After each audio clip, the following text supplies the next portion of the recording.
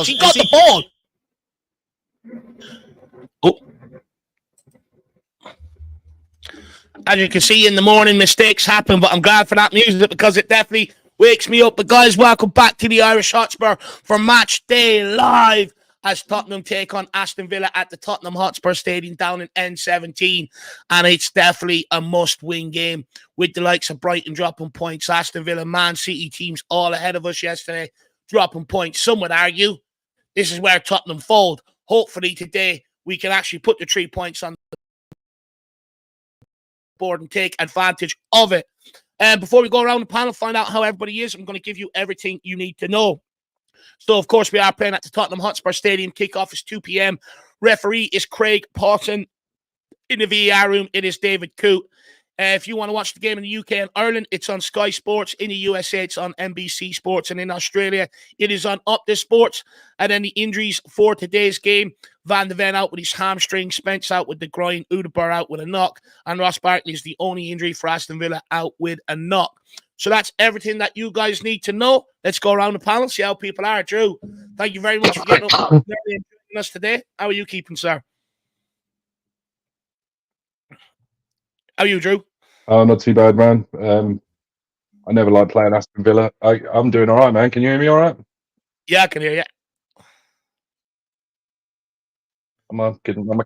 Yeah, okay, cool. Sorry, I'm using a different set of headphones. So, yeah, I'm doing all right, man. Doing all right. As I just said, I'm really not looking forward to it. I hate Aston Villa. I have bad memories of them beating us a lot when I was a kid at school. So, I don't know. Fingers crossed. Fingers crossed. We'll see how we go. Oh, 100%. But it's a big game today, nonetheless. So hopefully we can get the win for you, Drew. Donovan, how are you, sir? Oh, good as always, Dave. Nice to be invited. Thank you so much for letting me be here. Nice to meet you, Drew. Soren, first time, and Dermo. It's always good vibes with you, man. So looking forward to keeping that momentum going, hopefully today, and talking Spurs with you, gentlemen, for the next couple hours. So 100%, and hopefully it's a good conversation, and hopefully it leads on to a good victory. A nice white flat cap getting in the mood for today. Down to Soren. Soren, how are you keeping, sir? How are you today? Full? I'm good, and I'm going to say it before anybody else says it. The quad is still on, baby. The quad is still on. Yeah, I'm still buzzing from Wednesday night. We should be playing on a Wednesday night every week. It's natural for Tottenham, isn't it? So it's our night. Wednesday, Sunday. What more can you ask?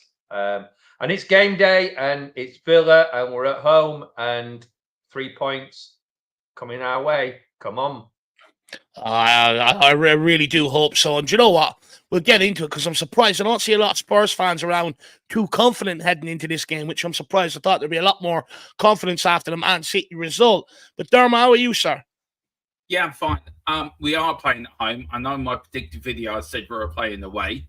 I did realise afterwards we are playing at home, but I couldn't be asked to change it. I thought I'd just send it anyway. See, would they pick the mistake, and you did. Fair play to you.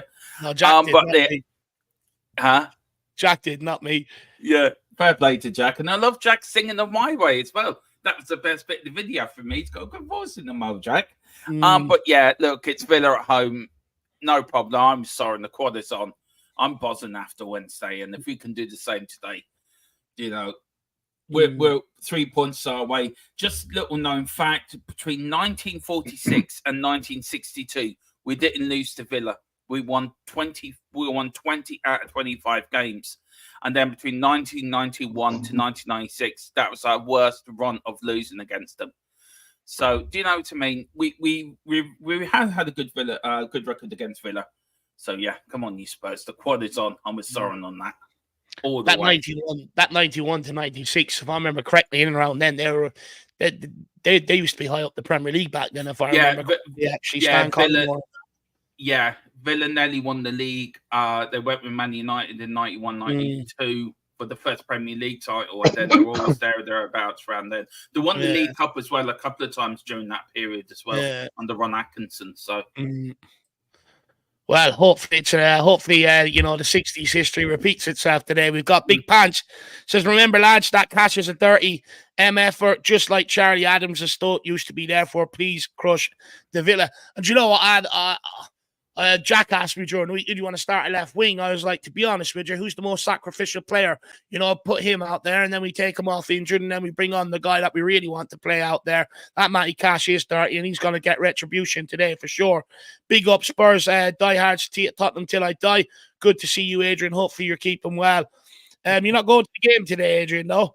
We've got on your bike, Scott. Big up, lads. Need 3 points today. Come on, you Spurs. That we do. Shem Tam says, good morning, Dave. Sleepy time, Jack, and almost birthday boy, Dave and panel. Hope all are well today, and we can get the win. 3 points today. And that's it, Shem Tam. It is my birthday tomorrow, so hopefully Spurs can step up and deliver today, because if they don't, I'll be miserable tomorrow. I've texted Rambam. I've spoke to Ange. They assured me they're going to do everything they can for me. So let's wait and see what happens. We've got We Are Spurs TV as well. Let's go, Tottenham. Good to see you. PH family, great win on Wednesday. Now let's back it up with some consistency and go on a bit of a run. Come on, you Spurs. 100%. If we can win our next few games out to the international break, it's going to be a good Christmas period for Tottenham Hotspur. That's all I can say. Big up, Ribsy. Come on, you Spurs. Game day is the best day. That it is. And as Soren highlighted, we seem to be getting them very frequent over these weeks, which is absolutely brilliant to see. Joe Trimboli, come on, you Spurs. Great last name. Big match. If we beat Villa today, we're 2 points from the Arsenal, 100%. And, you know, I think, 5 points between us and Aston Villa right now? If we can win that, we close it to 2 points within them, and then all of a sudden, top 4 is back in our hands. J-Mac, big up Dave and Jacko. Good to see you. Hopefully you're keeping well. Stefan Blois, what's up, lads? I've made my way down to London. Saw a gig last night and now ready to watch Spurs take on Villa at the Tottenham Hotspur Stadium. Well, you're going to enjoy yourself, Stefan Blois. Make sure you sing the boys to victory, and if you come home with a full voice, you didn't do enough. Leon M96, come on, you Spurs. Big up Dave, Jack, and the panel on the way to the game at the moment. Hoping we can keep the momentum going. Come on, you Spurs. Big up, Leon. Make sure you have a good day out. Hopefully you enjoy yourself at the stadium as well. Big up, Balu. Great to see you. We have John Bostich. Great to see you. Paddy Higgins. Great to see you. Dermot, I was going to guess more like 10 past 11 too. Morning, lads. It nearly was 10 past 11, Paddy Higgins. Dermot doesn't like these 11 a.m. starts. Alpesh Patel, morning, Dave and Jack. Just got back from the night shift 3 hours ago. Got a little nap and off to the game. That's absolute commitment. Big up, Alpesh. Hopefully you don't fall asleep. Hopefully it's nice, entertaining football to keep you awake. We've got Timmy 1, must-win game. Let's get Sonny and Dominic Solanke back on the scoring books, 100%. Regan, great to see you. Hopefully you're keeping well. Faz Radfar, are you going to keep your 100% record at the stadium? He says, big up Dave and Jack, my favourite channel. Hope you're all well. Unfortunately, not going to the match today. But as always, guarantee a minimum 3-1 win today. Madison will be on the score sheet. If we don't win, it's Faz Radfar's fault. Every time he's gone this season, we've won. We'll take a few more comments and we'll crack on. Big up, Carl Smith. Good to see you. Hopefully you are keeping well, man. We've got Rasta Country. Haven't seen you for quite some time. Hopefully you're keeping well. Big up Rasta Country. Luke Thompson, quad is rocking. Haven't lost the cup game. Yeah, and long may that continue. I mean, it's different times at Tottenham, right? In years gone by, we've got knocked out to Colchester, Norwich, embarrassing defeats. Middlesbrough, so hopefully the cup ones continue. Sean McSweeney, I just heard that Andrew's making the players eat cod roe for nutrition. I haven't even a clue what that is, to be quite frank with you, Shawnee. Put it in the chat, let me know. DJ AK, big up Dave and panel. Let's get the win today and show some consistency. I think that's where many Spurs fans are at. Big up Joff, great to see you. 2-1 win.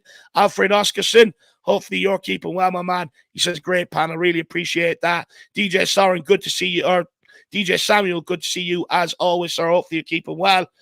We also have Sean Price, hopefully you're keeping well. Sean Pierce from Da Nang, Vietnam. Well, enjoy yourself out there, you lucky boy. We also have Henry Sago. Good to see you.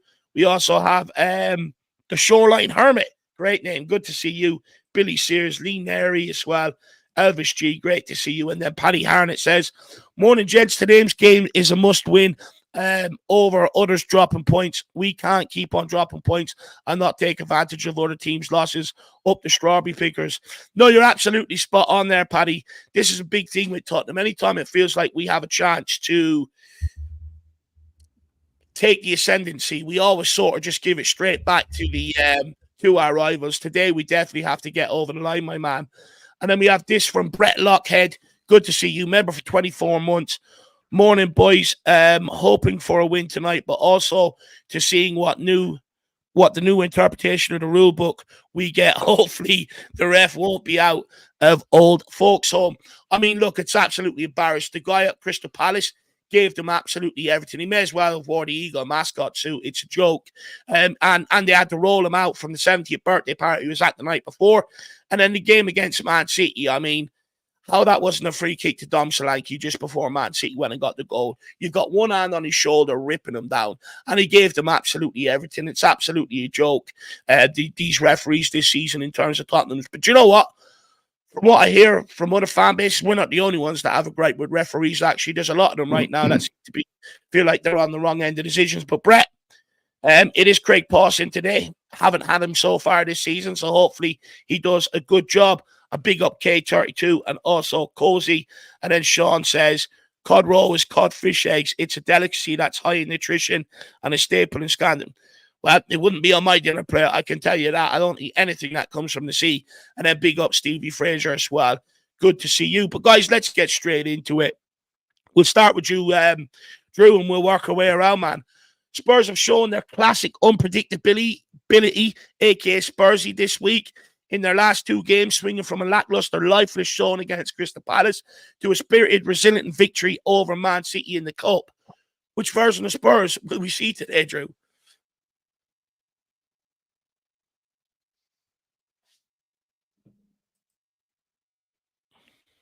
Oh. You there, Drew? Drew, try and log out and log back in, my man. We'll pass it down to you, Sharon. We don't want to see the one that we saw against Palace for sure. Yeah, I hope we see. Well, I kind of hope we don't really see the one necessarily against City. I want the flamboyant game back. Look, it was brilliant. We defended really well against City. The break was exciting, but I do like that fast-paced attacking football. Well, I say fast-paced. The closing down, the winning back, and the giving the ball back. But yeah, I just want to see a good performance. I want to see 3 points. I mean, I do kind of disagree a little bit with that. It's a must-win. I mean, we really, really need to win it, definitely. But, it's not a must-win. I don't think we're at that stage yet. But it's certainly one that we like you've said, and everybody in the chat's saying that after everybody else is dropping points, this is a time when we need to pick up points, because this is a typical time we don't. And that's the more of a worry that we're going into a game thinking, well, 3 points on the table. It's going to look a hell of a lot more rosy than it does if we don't pick 3 points up. But for me, it's not the end of the world if we don't. There's still a long, long way to go. And look what happened last year. 10 games in, we thought we was winning the league, and it all dropped off. And then all the fan base was saying, if it had happened the other way around, we wouldn't have all the Ange out people. Well, it's kind of happening a little bit mix and match here now. So, let's see where we go. But yeah, 3 points, a good win, a good performance. That's what I want. I'm not asking for much. No, I don't think we are. It's just, I think some people would be concerned, though, Drew, around maybe what energy levels we have for today's game, considering we put in a lot Wednesday night, and you could see some of the players were physically bollocksed about 70 minutes. Well, yeah, but I think the thing is with it that, we've got a young squad. A lot of those players should be able to bounce back pretty quickly. We're not talking like before when we had players that were up at 30, 31. I mean, I know Sonny is, but obviously he hasn't played anyway. So, these younger players should be able to bounce back. It's not like they've played Thursday and they're playing again Saturday. They've had a bit of a rest. So it was a straight 90-minute game. It wasn't extra time or anything like it could have been in days gone past. So for me, there's no excuse. I know we've obviously lost Van der Ven, which is a big loss for us. But, you know, the lads are young. They should be fit. There's no reason they should be tired. Sorry, I don't take that excuse. And you know what? And I sort of agree with you, Soren. For me, you know, Wednesday, Sunday is what the footballers want to be playing. You know, they want to be playing European football and midweek and on the weekend. And look, they're conditioned for it. A lot of them, you know, they condition their bodies for it. So I agree with you. I wouldn't really take tiredness today as an excuse. You know, Man City, you could maybe understand it because they had to play Saturday morning yesterday against you know, so you can that's probably where their loss come from. But we've had an extra day recovery, an extra day rest, and Aston Villa also had to play midweek. So I will not accept sort of tiredness as an excuse, you know, heading into today's game. That's for sure. Big up, Drew. Donovan, let's go to you, my man. With Man City, Arsenal, Brighton, all ahead of us dropping points, and Aston Villa also ahead, whom we face today. How crucial is it for us to take advantage of this situation, even this early in the season, as we look to climb that table? Because in years gone by, it's classic Tottenham, and everybody knows this and everybody feels this. When our rivals drop points and we're the last ones to play, we bottle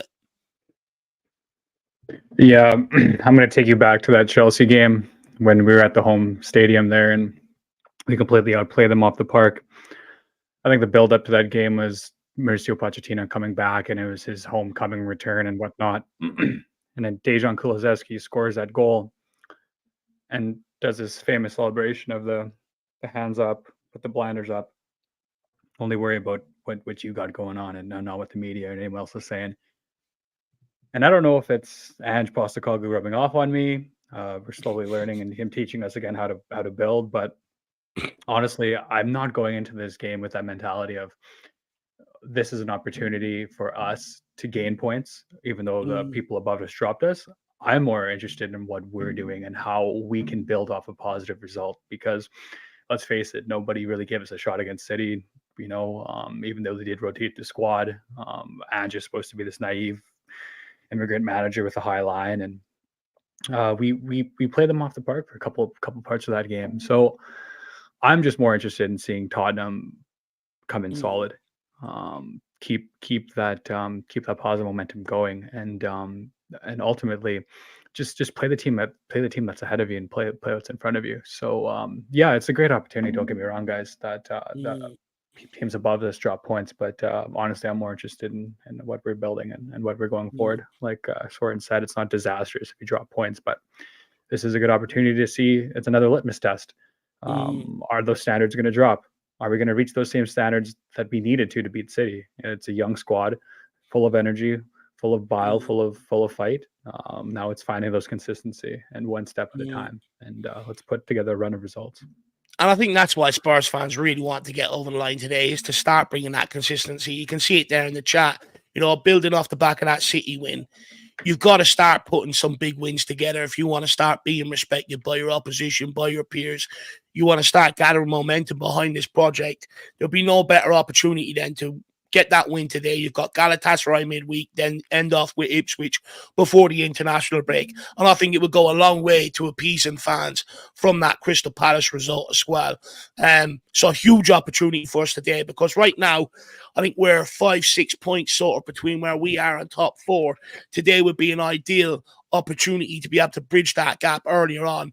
And then, you know, we've got Ipswich next weekend. Who knows what can happen next weekend for us. But I do think, given Man City's failures, Arsenal failures, and Brighton's failures yesterday, we've got to go out there with that mentality to try and win. But Dermot, many Spurs fans are anticipating a draw in today's game. We done the channel predictions. I think you were the only one that predicted a win. Everyone else went for a draw.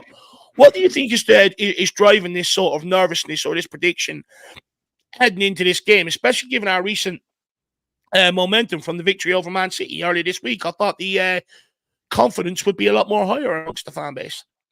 I think the Palace game is still very much clearly and very much in our minds or in our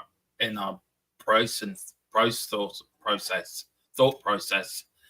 I think everyone thought when Man City, they're playing the weakened side and we've beaten their kids. For it really wasn't much of a weakened side when Pep only made 3 changes from that side that we beat on Wednesday. So I think a lot of fans are nervous. They're nervous about Villa. They're nervous about, can we put two good performances back together? I think a lot of fans, and I don't think that. I think you've got to take the victory on Wednesday and run with it and actually use it as a positive, and try to use it as a launch pad to be more consistent and be more successful in what you're trying to do. And I'm with Donovan. Maybe it's Ange running off of me, but Ange seems to have the narrative of, look, it was a good win, but we move on. And I think he would be reminding the players, look, this is what you can do. This is the levels you can get at. I want that again. And I think the Palace defeat, in a way, was the bottom of the barrel, I think, with how we shouldn't play. And I think that's the blueprint he will use for the rest of the season. This is how you not play. We got bullied against Palace, and we bullied Man City. It was like the opposite. We didn't have the possession. We didn't have the possession. I think that's where a lot of fans are saying we're going to draw, because we didn't normally have the possession and playing the front foot football. We more played a more counter-attacking sort of defensive football on Wednesday. And I think a lot of fans are just, they're just seeing Wednesday as a one-off and maybe think, oh, Villa are doing well. They're going to win or we'll get a draw. You can't think like that. You're at home. You've got to use it for your advantages. So I think a lot of fans are more still hung on the Palace game, I think, to be fair. Yeah. If we had a good win against Palace, I think, and a good win against Man City, I think that would be totally different.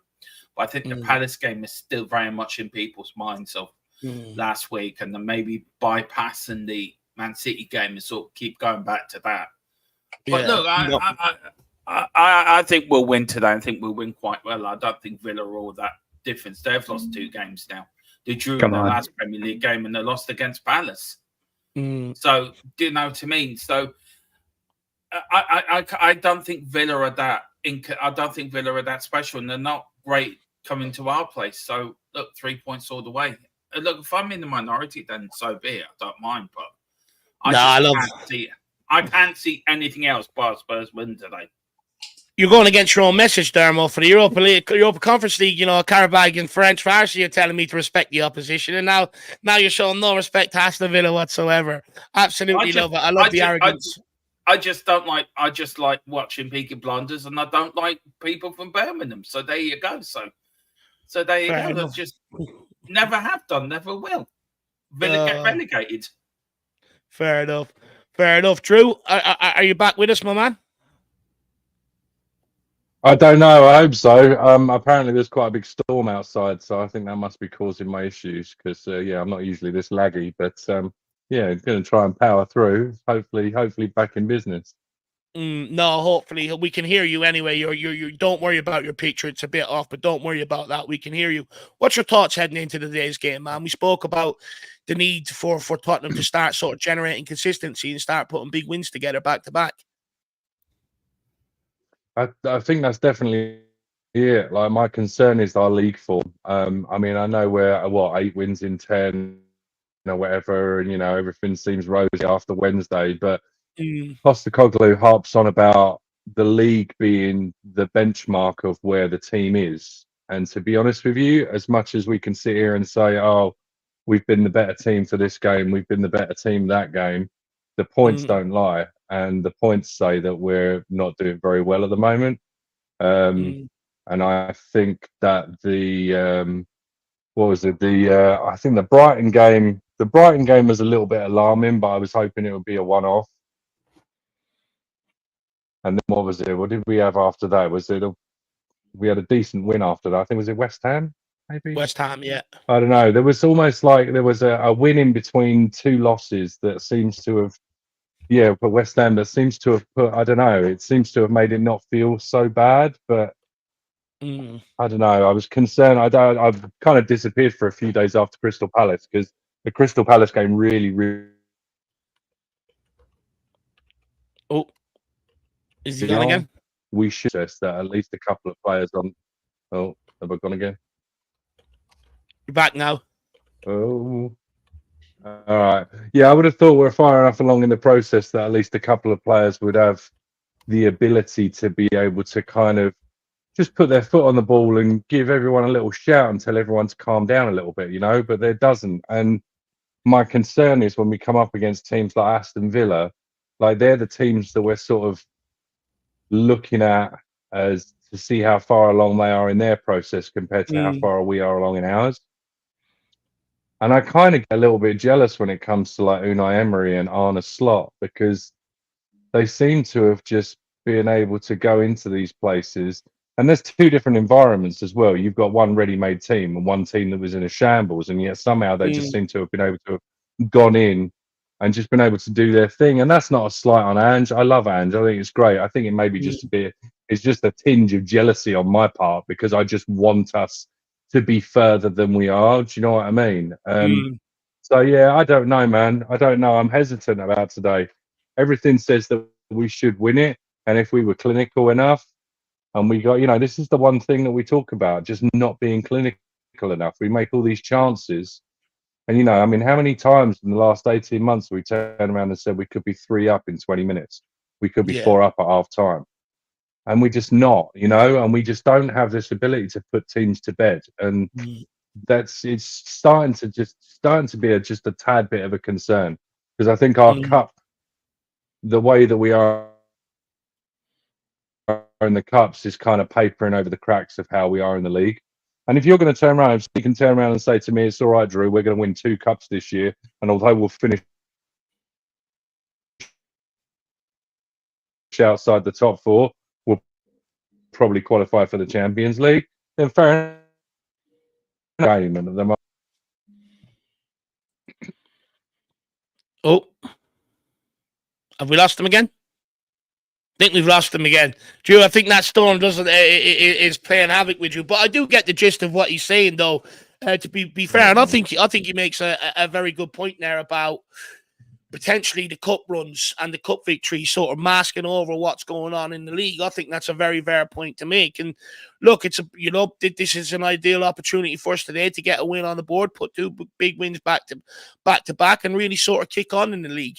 I remember under Pochettino, first 5 games, Spurs used to start a bit inconsistent, but then used to gather real momentum over this sort of period, and that's what propelled us into title races and stuff like that. And I'm hoping we can sort of generate the same, but it will start with a big win today. If we don't win today, if we end up losing the game, there's going to be more questions, more doubts, etc., etc. So, if they really want to get more people on board with this project, a win like today would definitely give people food for thought. That's for sure. Soren, down to you, my man. Tottenham have conceded the first goal in 11 of their 13 Premier League matches in 2024. For me, this is not sustainable any longer, and you cannot keep conceding the first goal at home. And I do think it's an area that needs addressing, because ideally, home matches, they should be difficult for opponents. You're supposed to be denying them any sort of confidence, any sort of momentum, and the home ground should feel like a fortress. And don't get me wrong, I think it's like 5 of them games we've come back and ended up going on to win, or maybe it's 7. But why do you think Tottenham consistently concedes the first goal? Could it be due to complacency, overconfidence, or what do you put it down to? It's hard to put your finger on it, because if we go back to Conte's reign, we were always poor in the first half and came good in the second half. So it's not something new. And I don't know. For me, look, if we concede the first goal but we still go on to win, then it doesn't bother me as much. It's when when you've got that team mentality where we concede the first goal and then we capitulate. That's the worry I used to get. You don't quite get it as much now, but as long as we still show the fight and come back, then it's not that much of a. I mean, it is always a worry, because you shouldn't be, like you say, you shouldn't concede the first goal. But I don't know. This is where you do then have to maybe look at the leadership either within the team or the manager, because why can our team not come out and be ready for that whistle? Yeah, a game of football is from one whistle to the last, first whistle to the last whistle, and why are we never ready to start? You know, you see teams all the time, and it's not just against us, but against other teams when they play, where one team just comes out and blasts and goes hell for leather for 20 minutes, 1-0 up, 2-0 up, and then they sit on that. Well, why do we never do that? I mean, whose responsibility is that, though, Soren? Is that on the manager? Is that on the players? Is it, you know, whose responsibility is it to make sure they're ready for the first whistle? I think the argument's got. I mean, some will say it's the manager because he's not motivating them, but we are talking about professional football players here, where if you know, at the standards they're playing, and look, let's talk about Tottenham as a top 6 team. So if you're playing for one of the top 6 teams, then to me, you should not need to be motivated by somebody else to go on that pitch and play football. You should have that motivation there. You know, I mean,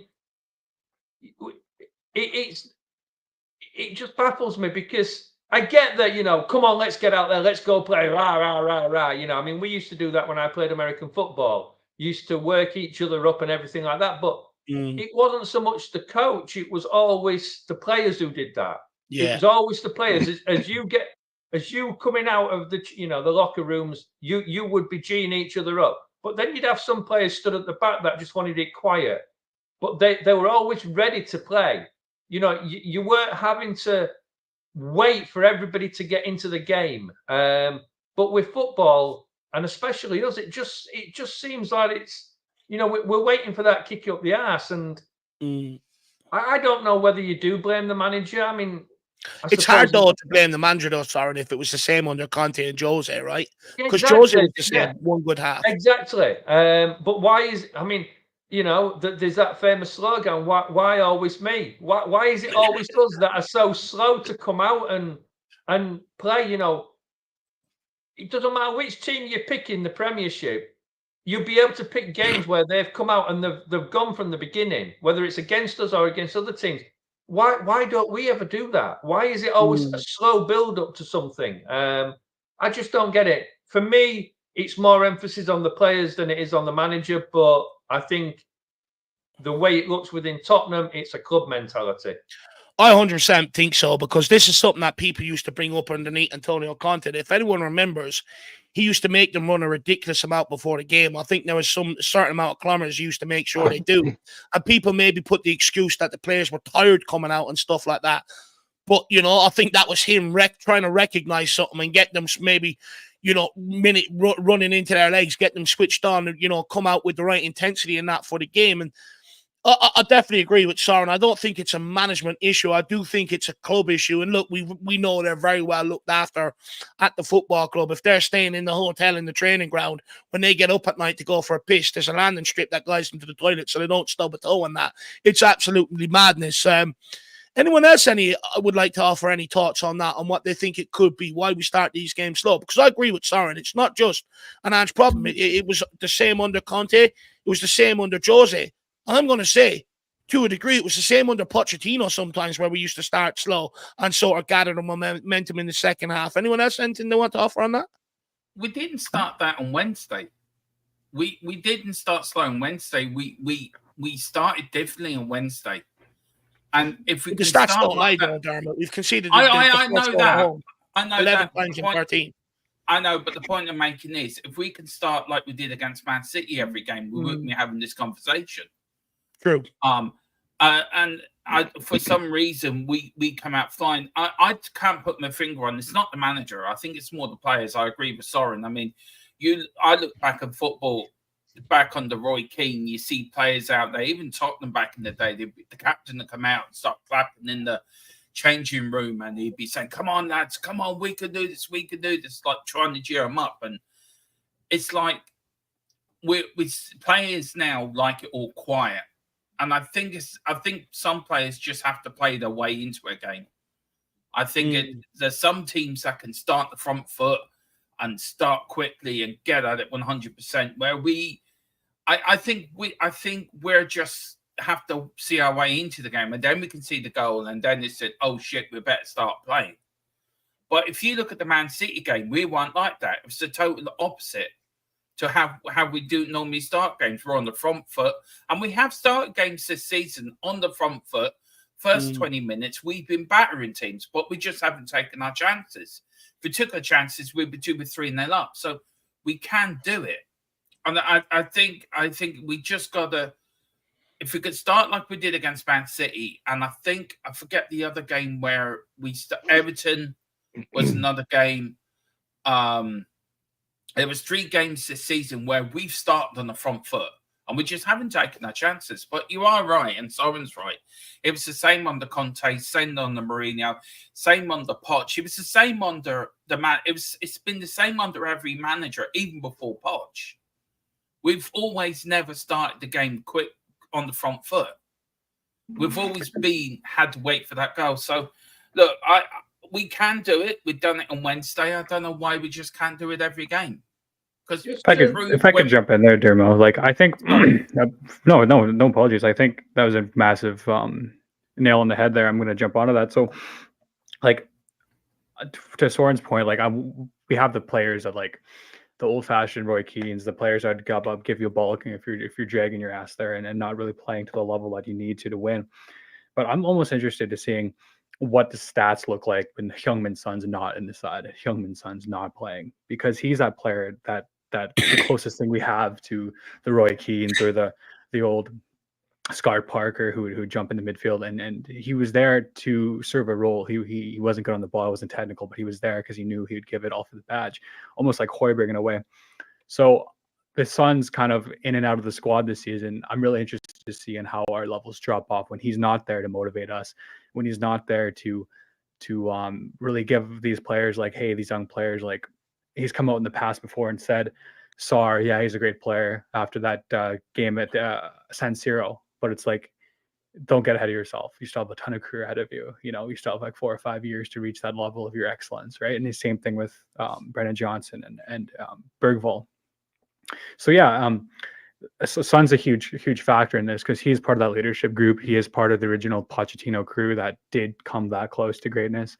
And I don't think anybody in that squad, maybe you could argue Benjamin Davies, but we all know Ben Davies is more of a squad player, but that has the fight and has the passion to go out and win the trophy, because he's come out countless times saying that if he fails to win a trophy at Tottenham, it's gonna be heartbreaking for him. And you can see how desperate the guy is to go out there and win something for this club, because he's a global icon superstar, and the fact that he loves and he bleeds Tottenham is amazing. So we need him on the pitch. I think he is a big factor. I think Ange is starting to realize that, hey, we can't be playing Ange ball with Son 90 minutes, 42 games a season. I think he's going to start preparing them for the cup runs. And secondly, Dermo, there, you say, and you too, Dave, we came on the fact that, like, why can't we start games like we start against City? Like, it's unacceptable to be picking and choosing when you play football, because like Drew was saying, you're professional footballers. And I totally agree with that. But I wonder if that comes just in this instance, Ange ball, like we'll forget about Jose and we'll forget about Conte and Pochettino, but just in this example, Ange ball, I'm almost wondering if it comes from a belief the players, if they believe that the cups are a more surefire chance of winning, and if maybe they don't believe that the league, because Ange comes out and he's not going to put a ceiling on anything. He's going to say, oh, I can win the league this year, I want it all. But you have to question if the players really believe that. Do the players really believe that they can go and win a league under Ange Postecoglou this season?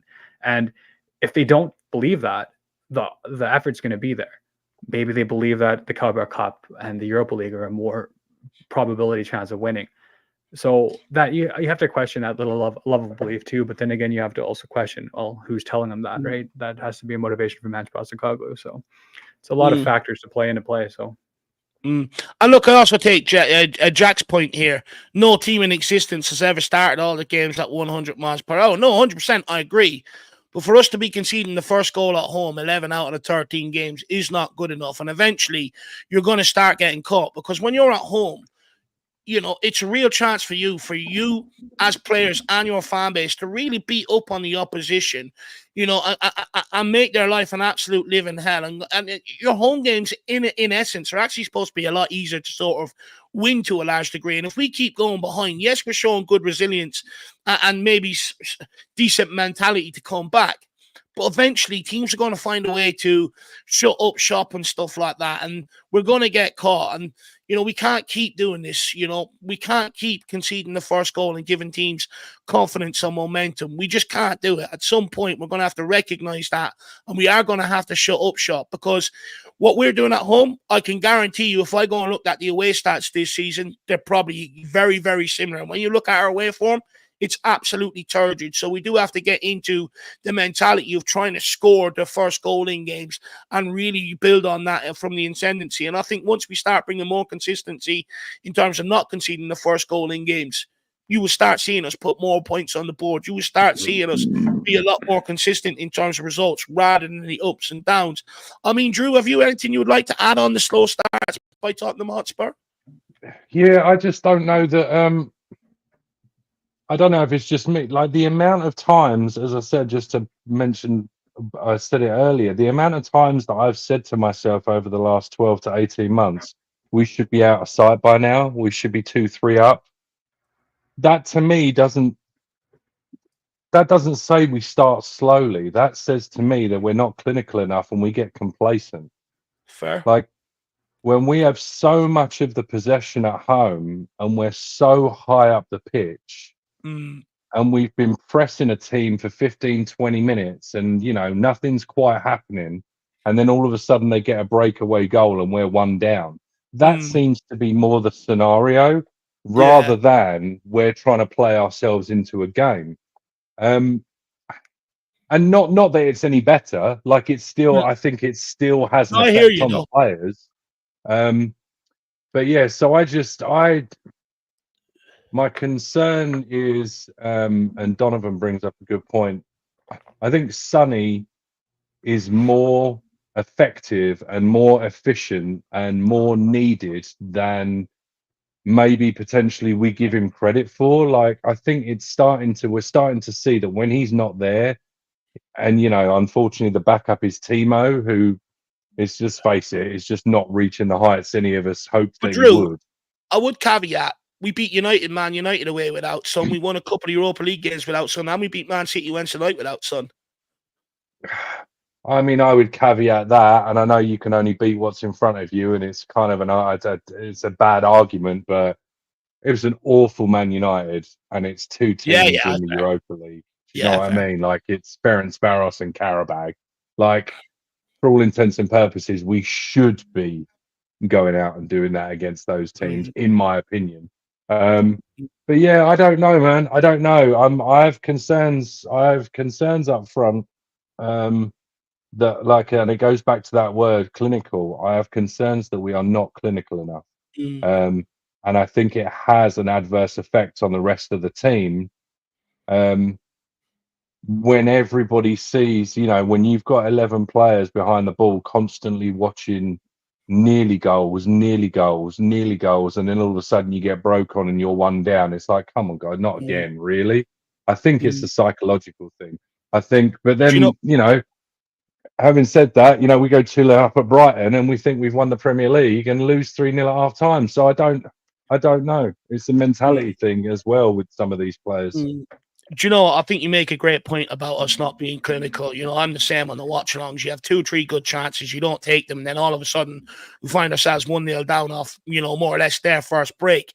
And I do think it's a case. And look, in a way, we're lucky Ange Ball creates so many chances, considering we need to create so many good breakaways to try and score, right? Where, we wouldn't get away with this under Conte or Jose with this squad, I can tell you that.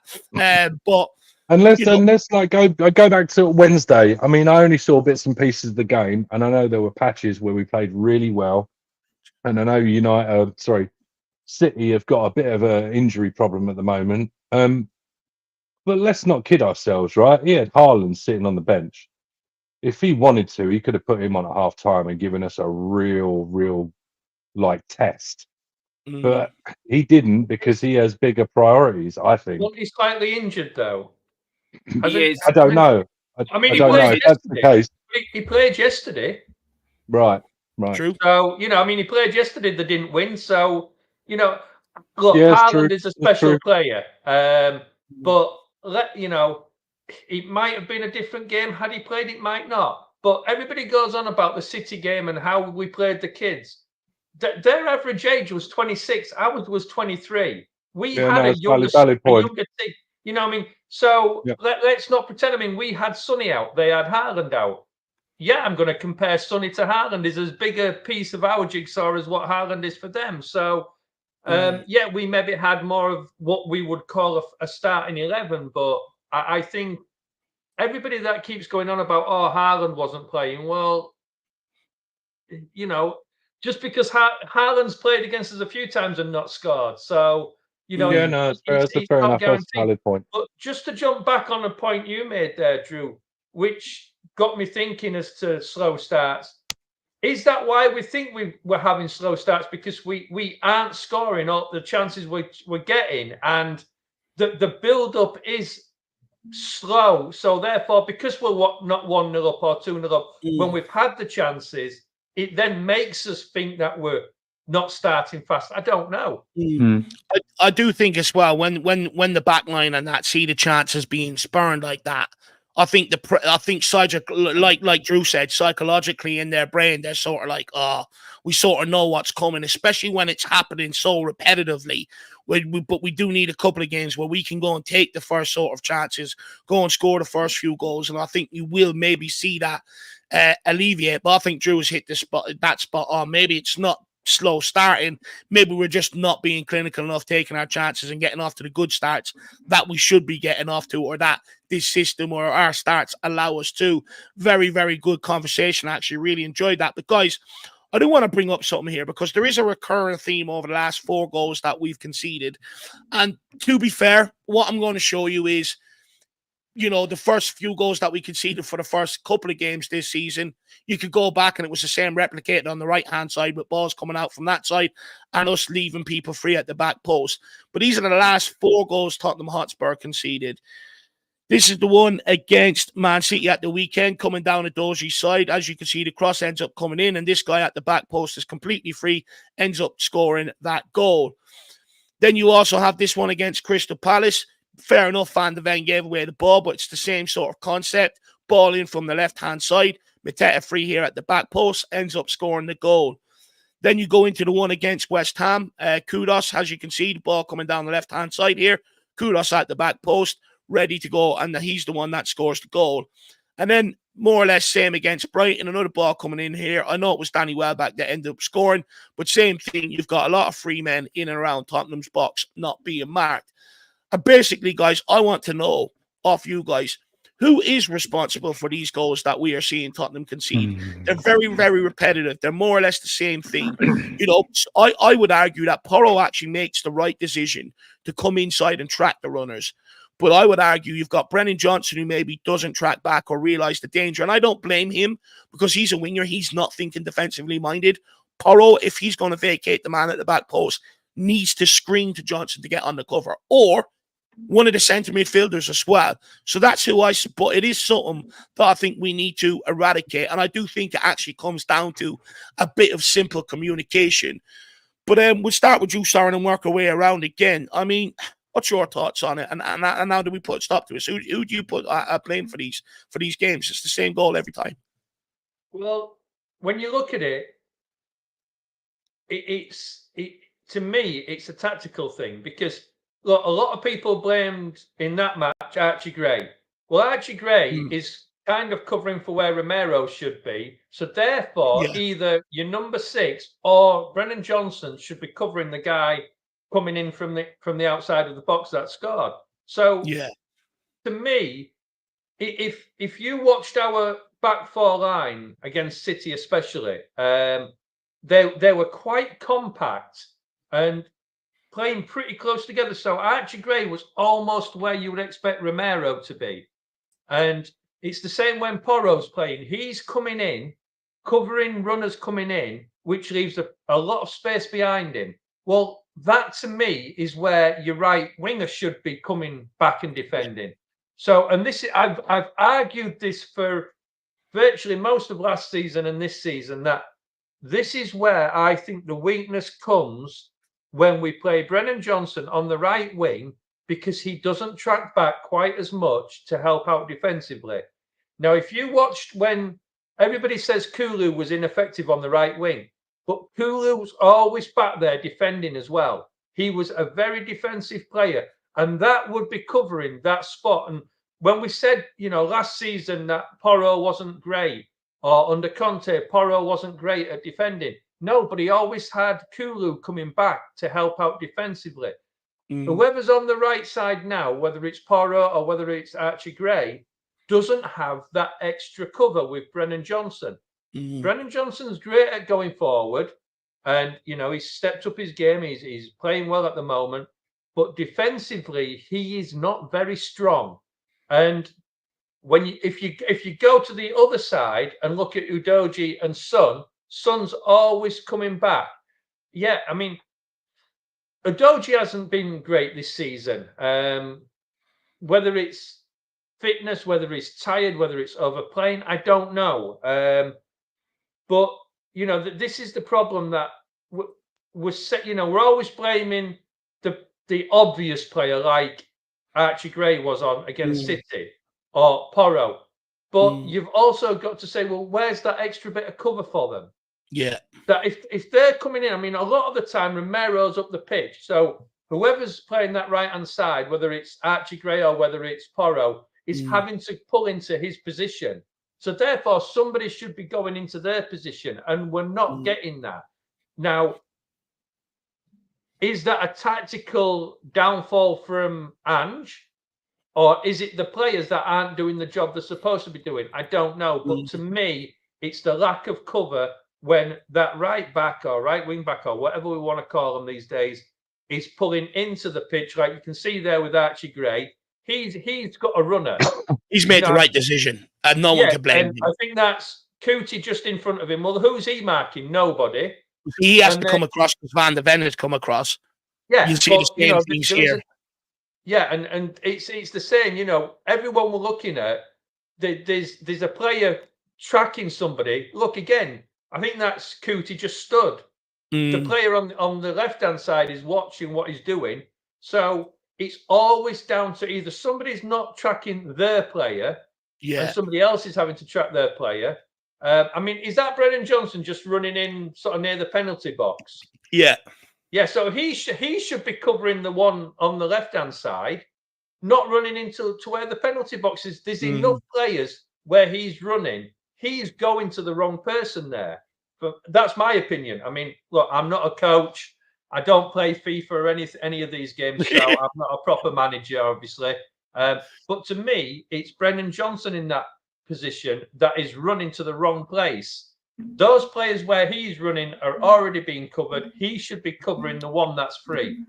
And the thing is, it's just shocking. I would argue equally the midfielder are just as bad. The amount of free bodies there in coming on the edge of the box here without anybody being marked. And look, for me, when I look at them goals, don't get me wrong, I think Destiny Udogie has to do a lot better down his side, stopping them crosses from coming in.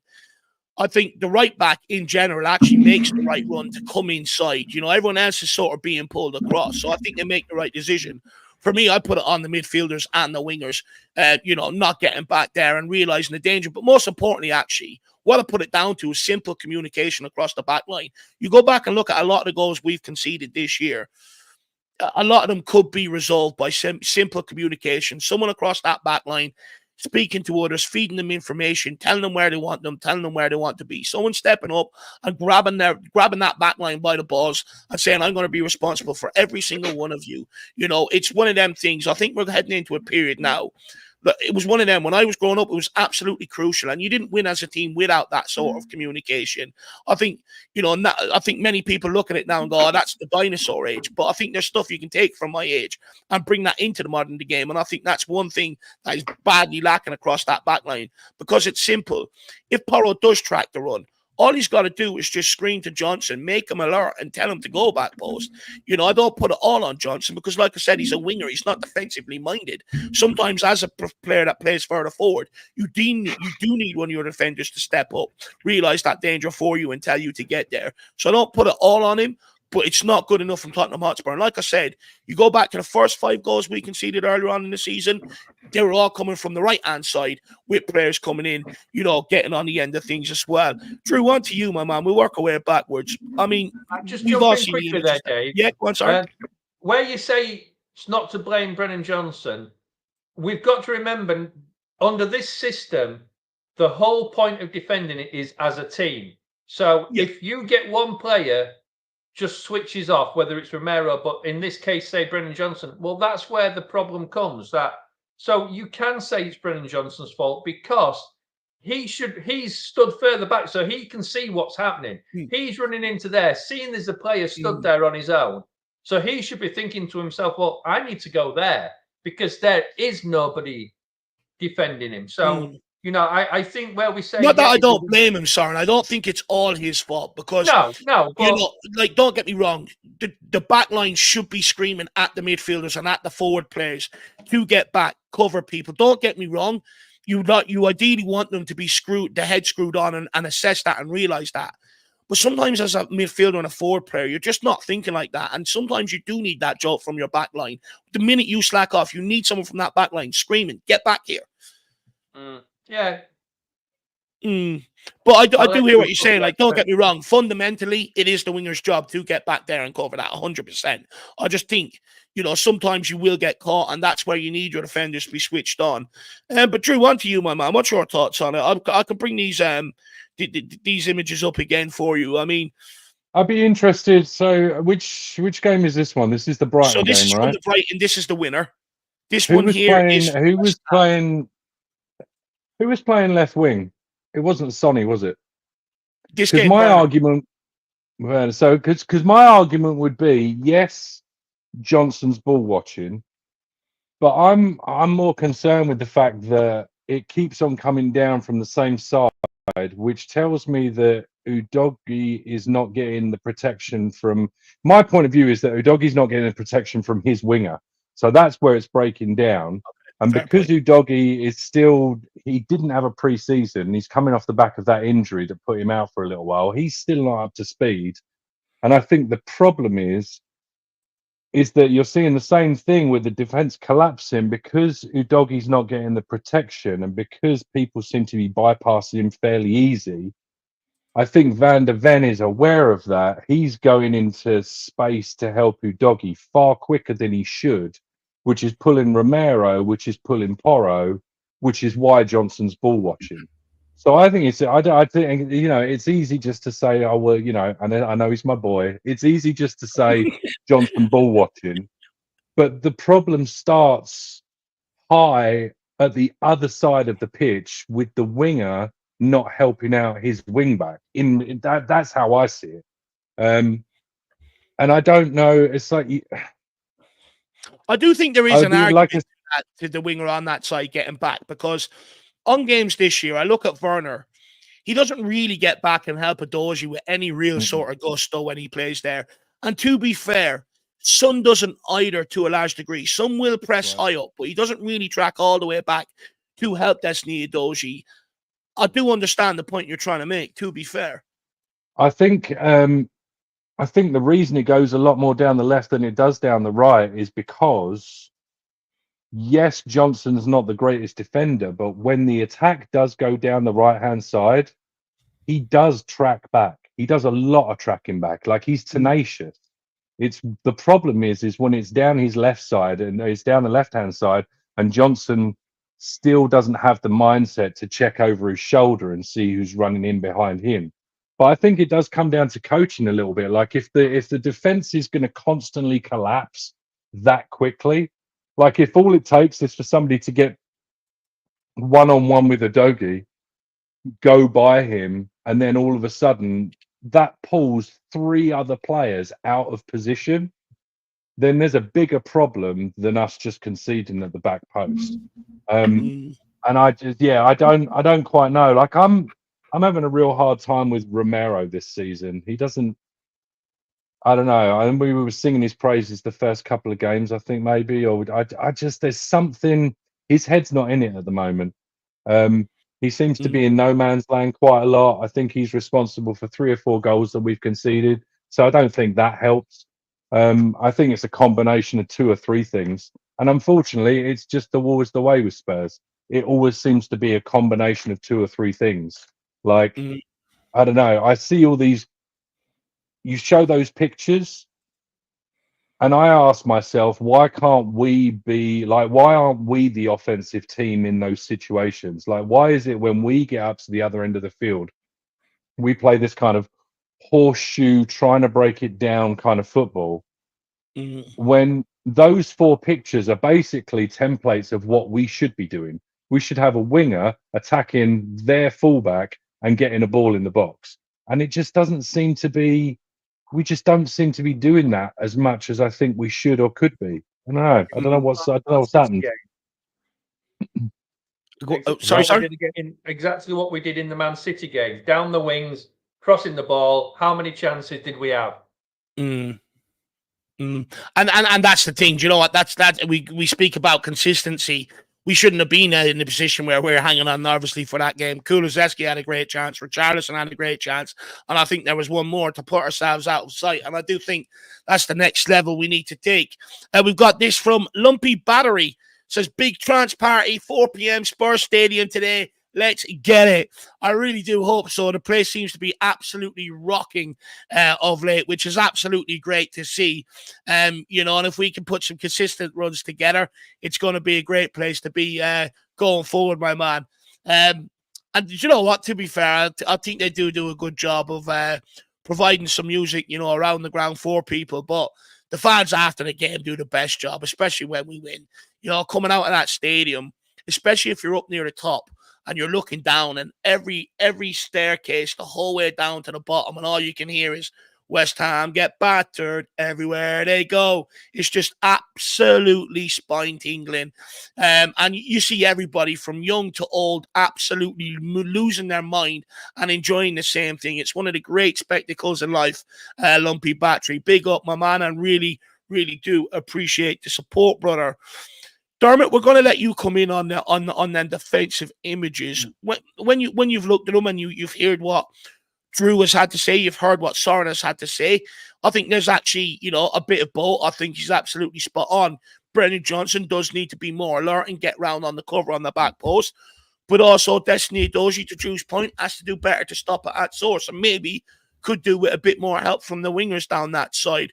What's your thoughts? I can bring the images up again here for you. What's your thoughts? Because it's the same. Yeah, it's repetitive. It's the same goal. To the Man City game, if Romero was doing his job and marking his man, then Archie Gray would have been marking the fella behind him. If you look there, we've got Van der Ven there we've got Destiny there trying to block the cross. We've got Van der Ven trying to double up on him. Romero's in no man's land.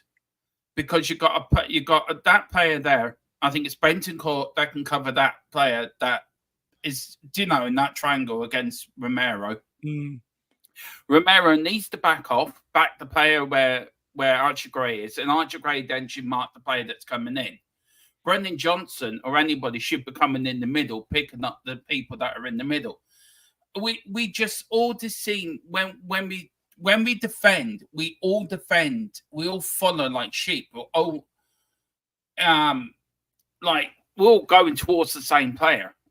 But it's been consistently the same. And I don't think you can blame Johnson. I don't think it's his fault. I think it's more communication within the defence where if Romero's the captain, right, you mark him, you mark him. He's got to put out the orders, who you're following. I agree with their communication 100%, Darmo. But I do think Johnson does have to take responsibility to Drew, to Soren's point, because how long does the same goal have to keep happening before you switch on and you're aware of it yourself without needing anyone to tell you? Yeah, I get your point. Look, no player should not. All players should take criticism, and all players should take responsibility for their defensive work. But I just feel I said it in my commentary against Man City. I blamed Archie Gray for that because Archie Gray, that was his man to track. And I know Soren doesn't agree, and everyone's entitled to their opinion. And I don't agree either. For me, I still stand by that. I still stand by that was Archie Gray's man to track. But look, no player should be all players should be there to criticise. All players should do the defensive work. I'm not a football manager. I'm not a defensive manager. I'm more of an attacking manager. If I was to see myself as any sort of a manager, I'd be obviously ideally playing 8 up front, a couple of midfield, and 1 defender. But look, that's just my opinion. Football's full of opinions, aren't they? You all 5 of us here can have different views on how we should defend and how we look at the game. We all look at the game through different eyes and different glasses, in a way. So, you know, I'll have a different view to Soren. Soren has a different view to Drew and Donovan and you. But I feel all players should take responsibility. But I think just saying it's Johnson's fault, I think is a bit much. I think the other midfielders should take their responsibilities as well for coming back. And Destiny hasn't had a great start to a season. And I think you go forward as a team and you defend as a team. I think that's it. That's pure and simple. You see Man City, they attack as a team, but they defended the team. So I think just trying to pick out the 1 or 2 players, or he should be doing that, or he should be doing that. I think everyone should be taking doing their jobs, tracking back. And there's players that don't track back. I do hear you to a certain degree. I do hear you to a certain degree on that point that, you know, we do attack as a team and defend as a team.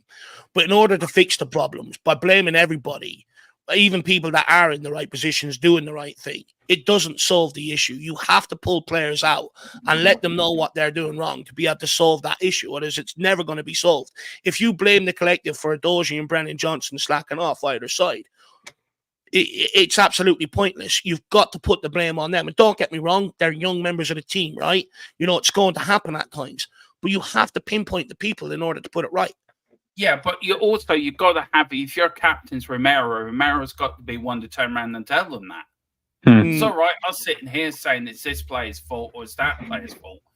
The captain of the team has to tell them you're not doing your job. Cover that man. So it's down to the players as well to tell them other players if they're not doing their job. To take the responsibilities and do. People in the chat, by the way, just quickly, people in the chat, let us know your thoughts on it. By the way, I think the thing we've got to look at is the fact of, because it keeps happening so regular, it's obviously a formation problem. Because, you know, we're talking here. I mean, the only consistent name that's actually been said is either Udogie or Brennan Johnson. Because we're talking about it being Porro or Archie Gray, so it's not the same player. On the other side, we're talking that it's either Werner or Son. So again, it's not the same players. So the only consistencies in theory is Udogie and then Brennan Johnson, but it's the same thing. It's a positional thing that is happening the same. It's a bit like when we're conceding against free kicks and things like that. It's a problem. You can see everything is coming across to be within the goal mouth. Yeah. And there is no players backing off. I mean, and this, if you think about it, this is the exact thing that Angie's asking our players to do, where we come down one wing and pass it to the other winger to score. And this is exactly what's happening against us. So you would think, if that's what Ange wants, he should also know how to combat it. And the problem is, where sort of Dermot's saying, you know, it's not Brennan Johnson's fault. I think the thing is, we're not really saying it's all down to Brennan Johnson, because obviously the ball has got there in the first place. So nobody has stopped it getting across there in the first place, which is the first mistake. The second mistake is the players aren't in the right positions. Which, are we playing zonal, or are we playing man-to-man, or are we playing a little bit of both? Because it depends which players are on the pitch. So, you know, it has to come down to a formation thing.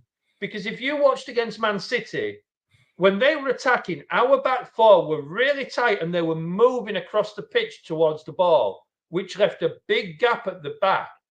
And that was where the problems were coming, that everybody was saying, "Oh, Archie Gray's getting overrun. He's coming in." And no, he was doing what he was, what he the done whole the job. team, and it was time after time after time. And it's not just Archie Gray that does it; Porro does it. So it's obviously something that's instilled into them.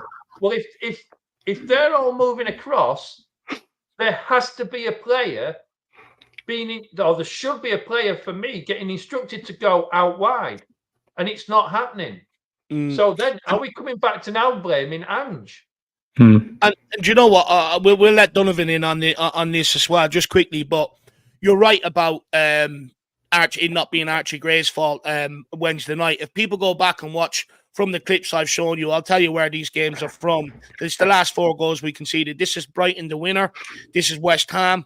This is Palace, and this is City. You see one common theme is that the fullback, Van de Ven, has to come across. Romero then comes across to cover the goal mouth. That leaves the fullback no option but to come across and pick up that runner. And it's constantly leaving the man free at the back post. But this is a common theme against Tottenham Hotspur, whether it's from the right-hand side or the left-hand side. Teams are getting an extra runner on Tottenham and then leaving one out extra on the outside, free as a bird. And back post defending is a serious problem for Tottenham Hotspur, over the last while. But Donovan, go on. We'll let you in on this, my man. Do you want me to bring up any images, or do you want to go away with it? Yeah, give me a second on those images. Like, first of all, Soren, what a transition. That was a great segue for my point here. Is like, it is. Madison came out in that interview with Spurs play after the game when we, I think we got our first win against Everton there. And he said that this system revolves a lot on 1v1s. And that's going forward and defending. And we have so much of the ball. We really absorb all this pressure, and we beat the 1v1. We get one player out of space, and we can open up the pitch that they leave us. And that's the same on defense as well. Like, we're leaving a lot of these players in these 1v1 situations. And if we want to go out and give the Bollockings to Timo Werners for missing chances, and the Madisons for not going back and forth in the midfield and putting in hard tackles, and Romero for dropping off, I don't think Destiny Udogie is here without blame. I think everybody here has alluded to points, and it's a amalgamation of errors. But Drew, you came in saying that he is a bit injured and he's coming off of the preseason. I do agree with that. J Mack in the chat a while back came up with a good point, and I agree that I just think he's become a bit too complacent. I think I don't know if it's a personal thing. I don't know if it's the judgment and lifestyle. Now he's living in London. He's making $80,000 a week. Who knows? But he just seems so lackadaisical. And the Destiny Udogie of last season, when he was fighting and he could match any winger for pace, physicality.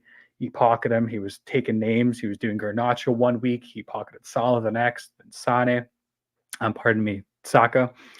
So honestly, I think just in these 4 goal scenarios, if you want to pull out a picture, Davo, from Crystal Palace there, man, he's like, you look at him and look how far away he is from that cross. And I play football and I coach it, but I play at a pretty decent level. When the game is that fast, you have to stop the ball at route 1 because it just absolutely draws your players out. It brings them out, like everybody said. You have to switch the whole team over. And when the game is moving that fast, you can't react, and it's going to leave the guy open. He needs to be close in that scenario. If you go to the next one there, I think it's the West Ham game. I think it is the one where there you go. How is Jared Bowen being allowed to get that far into that scenario? You show him down the line, you show him back up, and you force him to pass it back in the midfield. The fact that he's allowed him at this level of the game to be that far into the box and to skin him that badly is just unacceptable. And those are the fine levels of margins that's going to bring us from the top 4s to maybe a title or winning at a semifinal or just making a final appearance. So I don't want to come too hard on the lad because we all know how good he is, but in just these particular 4 goals, Destiny Udogie has just been found wanting. And it's so frustrating to watch because he's got the athletic ability to be one of the best left backs Tottenham has seen probably since Danny Rose and the likes way before that, and way before my time. So I think I'll finish it off with. It is worth stressing though, Donovan, the kid's only 21, 22 years of age. He will improve defensively if he's already got that base level. Exactly. And that's what's so frustrating is that we've seen how good he is. And you talk about accountability. So yeah, just holding your players accountable. And in those scenarios, I'm not saying he's a bad defender or anything, but in those scenarios, you have to stop the cross at its point. You have to stop at every one. And just in those scenarios, Destiny Udogie could have done better. So yeah, I think in my opinion, Destiny Udogie needs to be a bit better than that. Fair point. I guess Fair to your point, Dave, with his age, I mean, if that's the case, if it comes down to an age thing and it's a concentration thing on top of him being a little bit left wanting from not having a proper preseason, like if it's because he's young, then we as Spurs fans need to just get it in our heads that we're going to have young players that get complacent and make mistakes. Like it's either that or you need to start buying players that are a couple of years older with a couple of years more experience, and that's just not going to happen, right? So we need to accept that some of our kids are kids and they don't have that 27, 28-year-old head that is going to be able to concentrate for a full 90 minutes. Like, we just got to accept it, I guess, right? Are we just seeing the product of like, sorry, Dave. Are we just seeing the product of him coming into the Premier League? And he started like a barn on fire. Same thing with Van de Ven, right? To your point here, Drew, that his players are adapting to one of the hardest leagues, if not the hardest league to play in the world. And he came to it like a duck out of water. Just almost like Ange's false start, those first 10 games where we put those points on the board. Maybe it was just too much too soon in the aspect of like, okay, we expected this level when in reality, like you said, he is a kid. He is 21, 22 years old. He's adapting to a new life, adapting to mentality. And now we're starting to see the faults in his game that maybe have existed for a long period of time that we haven't been able to see. And so then it's up to the coaching staff, it's up to the people to bring that out of him. And but don't get me wrong, I think you already said this, Davo. He's got such a good base. He's got such a good base to build off of. He's got all the tools, he's got the pace, he's got the ability, he's got the footballing IQ, he's got the engine. So now we just have to, like the team, string those results together and just find that level of consistency that young teams struggle with. This is where I question, does it come down to us not having anyone hunting down his spot like we do in other positions? Because, you know, when he first came in, for the first 20-odd games, he was absolutely sensational. I think it was the last 5 games before injury, teams started getting a bit of joy down that side. And don't get me wrong, even when we've tried to rest him this year, Karabag, he had to come on after 8 minutes because Dragosin got sent off. Man City midweek had to come on after 14 minutes because Van de Ven's injury.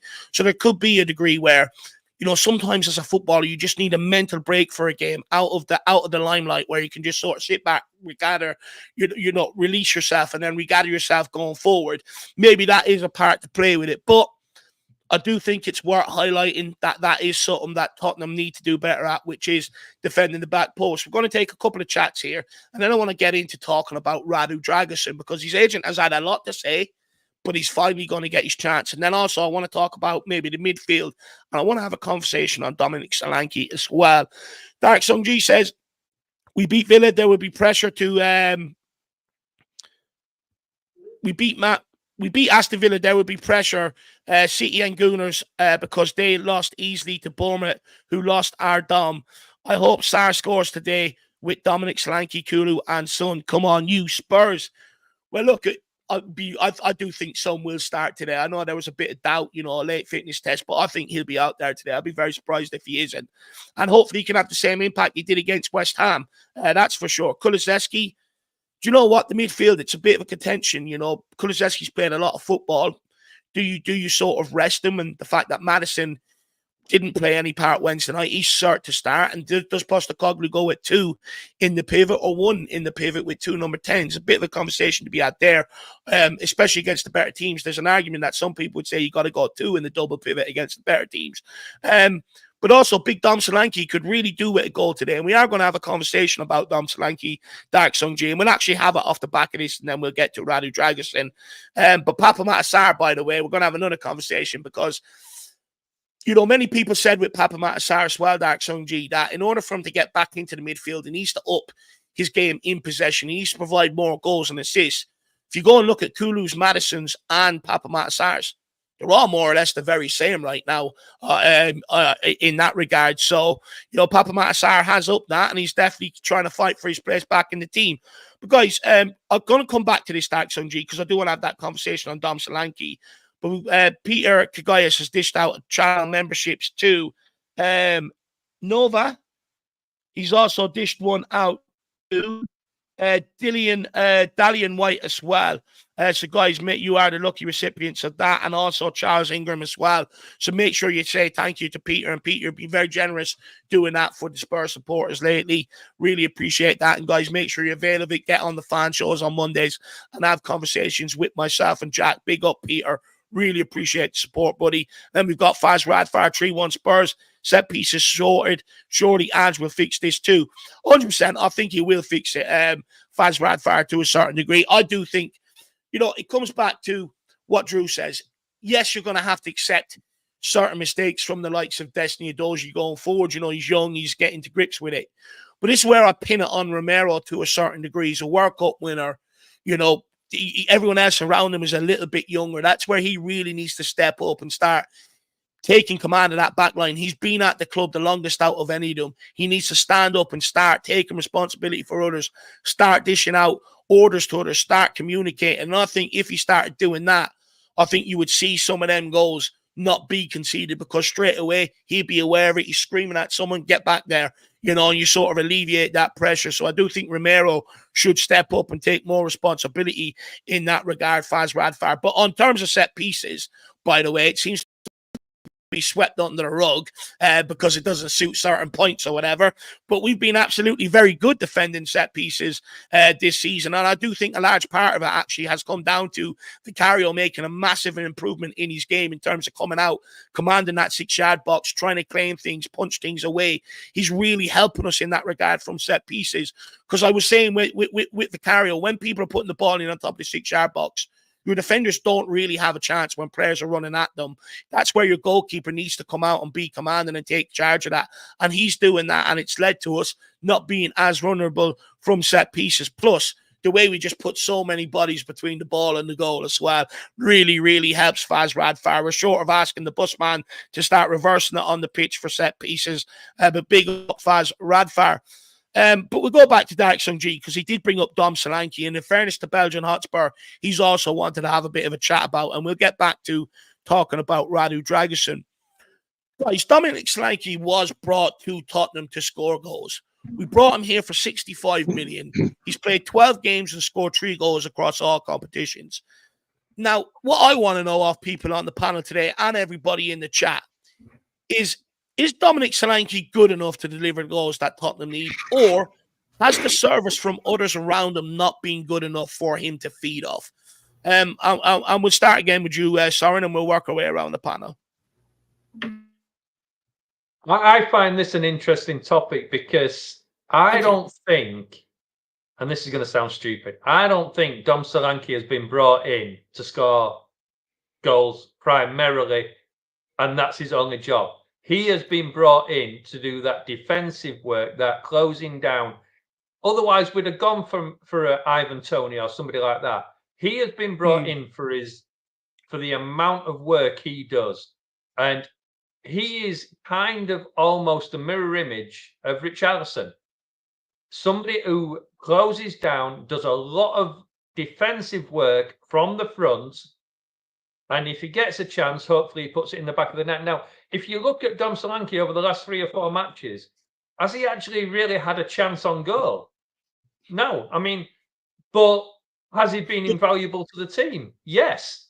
You know, without Dom Solanke, we would be in trouble because he is putting in so much defensive work, which as a striker kind of doesn't really fit the typical role. And if you're buying a striker, you're buying a striker to score goals. I get all that. And yes, that's, the prime reason to buy a striker. But for me, Dom Solanke was picked not necessarily on his goal scoring attributes, but because of his all-round play to be able to do a lot of closing down and score goals. And as long as we ask, look, anybody that watches Ange Ball knows he relies on his wingers to score a lot of goals.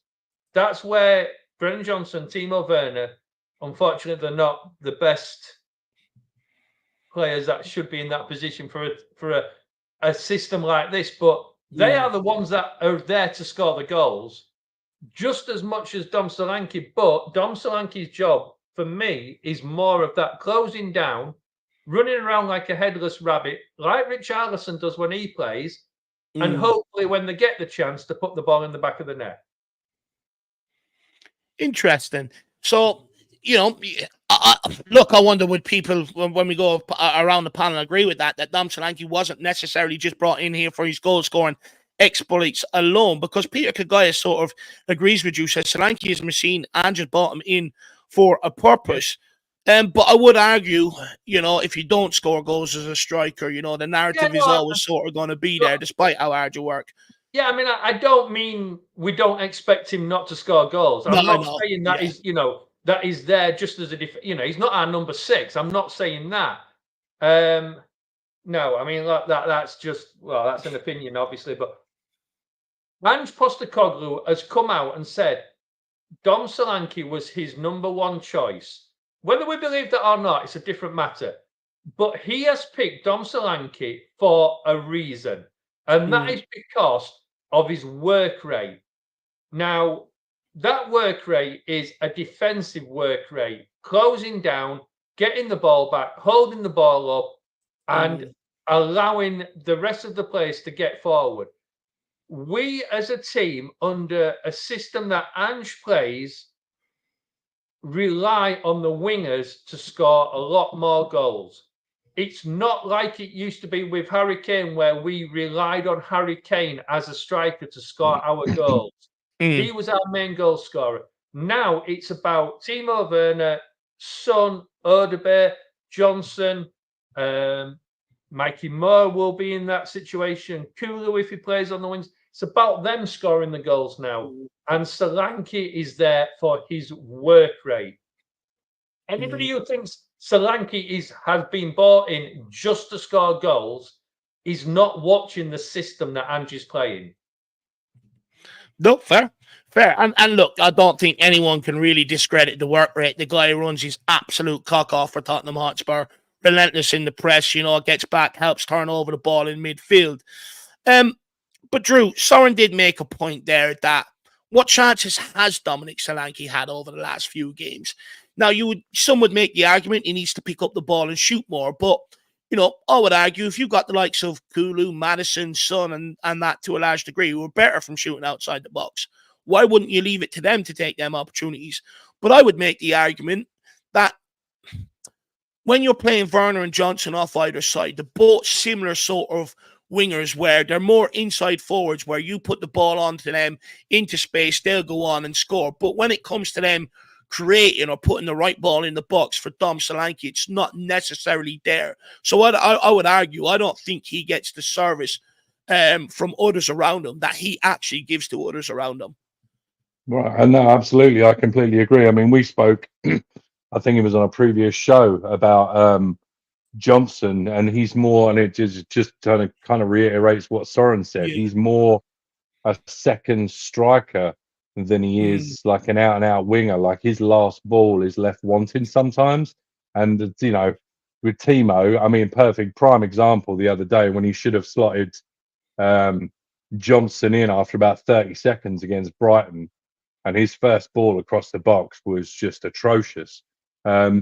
So yeah, I don't think it's all about I completely agree with Soren, and anybody who's watched the most recent press conference. I mean, Ange reiterated it again that Solanke had not been brought in just to score goals. He's very much part of a puzzle, you know, a puzzle piece. And you know, in an ideal world, when everything's working, he would score goals as a consequence of a system working, as opposed to him being, you know, as good as Harry Kane was. Because I mean, let's face it, it's just not going to be the case. But I think it's one of those situations where, yeah, he does a lot of dirty work. He should have. It's just like Werner. I mean, shoulda, woulda, coulda. There was a time a couple of games ago where if Werner had actually been on point, he'd have had 4 or 5 assists and a couple of goals. You know, the last game, should have had a hat trick and like 5 assists. And it just, sometimes the ball just doesn't drop for you. I think Solanke's similar. I think he should have at least a couple more goals. And I think if other people had their shooting boots on, he'd probably have a couple more assists. So it's, as I say, it's all kind of if, buts, and maybes. But I think to reiterate what Soren said, and to reiterate what Anne said, and to the people in the chat. By the way, smash a like. I just think, he's there as a role in a system, and you got to remember as well, dude's only been playing this system for what, 10 games, 8 games. So it's another one of those things where this is why I get frustrated with Tottenham, and this is why I get jealous of teams like Villa and teams like Liverpool that just seem to be able to just get on with their project. It's like, I want us to be further along than we are, but we cannot expect to buy players, and this is what separates world-class players from very good players. You can't go out, buy a player, have him play 8-10 games with a bunch of players that he's never played with before, and just expect, that's magic in a bottle. Like, if you can capture that, and if you can do that, and if you can buy somebody and they can score 25 goals, then happy days. We're all living La Vida Loca. But it just doesn't work that way. The guy's going to need time to know what spaces to get into. And I hope Sonny's injury problems are a thing of the past. I hope he can get a good run of games, because I think with Sonny in the team, I think he brings so much more than Werner does. And I think you would have a more cohesive front line if that were the case. And I think Solanke would probably benefit greatly from that. And the thing is, I think Dominic Solanke's still playing well despite not scoring the goals. When you go and look at the 3 goals he scored, they're all very similar, where he's been that fox in the box waiting for a spill or that bounce, and he's tapped it home. But, for the size of the guy, do we put enough crosses in for him to go and meet with his head? No. Do we put enough? I've seen him make great runs through the middle, and the ball's been out either side, and that ball is just maybe been lacking across to him. But I do think this is the thing. This is what infuriates me about Spurs sometimes, and just kind of football in general when it comes to tactics, and you just wonder why people do what they do. But it's like, for the Crystal Palace game, he took I can't remember who he took off, but he put Richarlison on. So you got Richarlison and Solanke, big lads in the box. Where was the cross? Where were the crosses? I don't understand. Do you know what I mean? What happened? Surely if you got 2 big target men, essentially, that's what you're trying to do. All right, you're trying to put pressure on the back line. So get them both in there and start bombarding them with crosses. Yeah. And then you got 2 players in there, and not a cross was there to be seen. I don't get it. This is the argument we had last season when we were playing Richie, and everybody was playing it to his feet, which he can't. His first touch is terrible, but he's so strong in the air. And yet no crosses, and it's the exact same again. We've got another player which kind of plays identical to Richarlison, just maybe a better version. And again, we don't play to the strengths. Now, there was a comment saying judge Solanke on his next season. Look, I'm not saying I think he's a great acquisition for us, and I think he's doing the job he was brought in for very, very well. And if you watch him at the end of the game, he is knackered. He has done so much running about. But the problem has been for Solanke that he's putting this much effort in, but there's been nobody to come on to take him off until now, where Rich is, suddenly getting fit again. And I think it's Spurs TV just said, look, if Richie gets injured again, he's got to go. I agree with that fully, because it's not his lack of work, it's his lack of playing time. Yeah. But for me, Solanke is a fantastic acquisition for the system that Angie's playing. Full stop. And you know what? His all-around game, to be credit to him, is a lot better than what I originally thought him coming in here, to be fair, in terms of what he gives us. Just quickly, I know he dropped deep the other day. He dropped deep the other day and sprayed a pass out, and I think somebody referred to him as Solanke. And I was like, come on, man. Do you know what I mean? But he does have that. He has the ability to drop deep and turn and play a ball. Even And that ball he played for for Brennan Johnson in behind for you know, against Brighton, you know, that was Kane Son-esque sort of link-up play that we've seen in years gone by. Just quickly, the lineup will be out in a minute's time, but it's been reported that Son is starting, so Son is back today. And the Belgian Hotspur says, I think Solanke's role is also so exhausting that he just can't get there on time. Therefore, we need more balanced role. Do you know what? But this is the thing with Ange Postecoglou's football. And I did say this when he was first coming in, that he expects a lot from his players. He demands them to do a lot of energy. But at Celtic and at every other club he's had a bench where he brings more players on to keep it that relentless, keep that press. And at Tottenham, I still think he's trying to find the right players that he thinks he can trust off that bench, that sort of right combination to be able to keep it as relentless. Like, for example, Maid at Celtic, he's exactly like Timo Werner. Just runs, useless in front of goal, spurns more than what he scores. But, you know, he used to bring him off the bench an awful lot to just go and press the opposition, turn the ball over and give Celtic possession late in the game and sort of kill time. So that is something that, look, Dominic Solanke will be run his socks off, but to the boys' point, this is where Richarlison now needs to be there, be available to be able to come off the bench, and so we can give Dominic Solanke that 10, 15 minutes bit of rest. Now, just bear with me. I am going to bring the lineups on screen. They should be out in just a moment's time, and then what we'll do is we'll let Donovan and Dermot go first on their thoughts on the lineup, and then we'll go back down to the boys and do it a little bit differently this time. But guys, until the lineup is coming out, Dermot, did you want to say anything? Actually, Radu Dragosin, Dermot, before the lineups come out, huge opportunity for him today, right? His agent has been out there mounting an awful lot about, you know, basically him deserving a chance, even telling Ange Postecoglou at one point he needs to switch to a back three to give Radu Dragosin that chance. But Radu Dragosin have to really impress on Postecoglou over these next few games with Van de Ven's absence to try and nail down that spot in the starting 11. You're on mute. Darmo, you're on mute, lad.